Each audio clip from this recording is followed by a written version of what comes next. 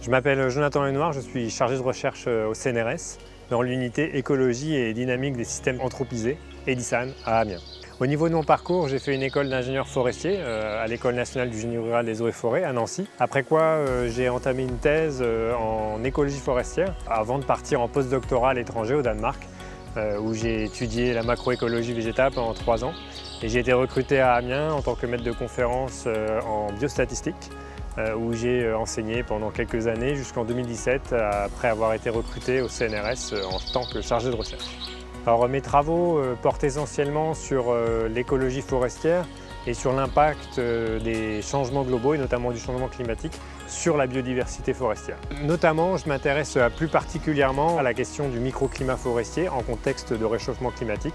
Le microclimat forestier, qu'est-ce que c'est? C'est en fait la température qui fait sous le couvert de la canopée forestière. C'est cette ambiance un peu plus fraîche et humide, notamment en été, qu'on aime bien finalement en tant que promeneur retrouver quand il fait chaud. Et donc ce microclimat forestier, on s'y intéresse pour voir quel va être l'impact de ce réchauffement climatique sur la capacité des forêts à maintenir cette ambiance forestière ou ce microclimat frais et humide en été. Un exemple d'étude un peu concrète, c'est un projet ANR intitulé Imprint, dont l'objet d'étude c'est le microclimat, c'est-à-dire est-ce que le microclimat peut apporter finalement une protection, un effet bouclier qui va permettre aux espèces de résister et de s'adapter au réchauffement climatique. Alors dans le cadre de ce projet, on travaille dans plusieurs forêts en France. Ces 3 contextes forestiers sont très différents parce que d'un point de vue macroclimatique, on va brasser plusieurs influences climatiques différentes, entre une influence climatique continentale au nord de la France, du côté de Mormal, et une influence plus océanique dégradée du côté de la forêt domaniale de Blois. Enfin, une ambiance plus montagnarde dans la forêt domaniale de l'Égual. Et au sein de ces 3 forêts, on a mis en place tout un dispositif de suivi du microclimat sous la canopée en installant des capteurs, des sondes de température qui restent à demeure pendant 1 an, 2 ans, voire plus. Et avec ces sondes, on mesure la température en temps réel, en continu, heure par heure, pour finalement quantifier l'intensité de cet effet tampon de la canopée sur le microclimat en forêt. Je collabore beaucoup avec des collègues à l'étranger.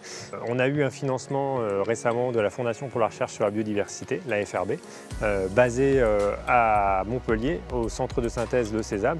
Et dans ce centre de synthèse, on se réunit tous les 6 mois avec plusieurs chercheurs et chercheuses de l'étranger.